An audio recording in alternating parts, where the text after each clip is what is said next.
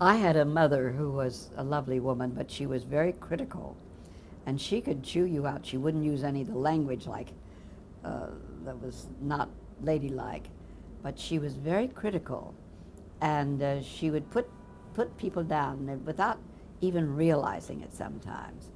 And when I was young, I got in kind of a habit of that, and I am somewhat witty person, and if there was ever an opening to make a wisecrack, I wouldn't be able to avoid it.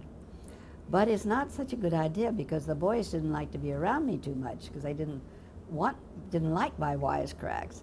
And then when I was on the show, I found out that if the worst time was when I was having my problem with my husband uh, and with Mona, and you'd get into these, really scathing arguments, and you'd come out and get in a cab, and the next thing you know, you're giving the cab driver instructions in that same tone of voice. And I've had many cab drivers that I don't care who you are or where you're going, I'm not taking you anywhere. And then you've got to go through all the thing of explaining and apologizing and saying, I'm sorry, I'm carrying it off from the scene that I just did on this show. And you don't realize how much your tone of voice affects people.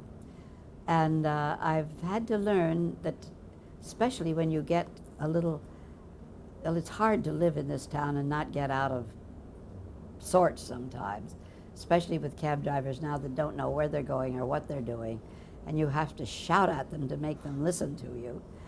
And you learn that it doesn't work because so many of them are very macho, and they don't want to be told what to do, and certainly not by a woman.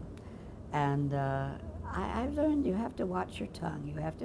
You get much more done by being polite and kind and with a nice tone of voice than with a harsh tone of voice.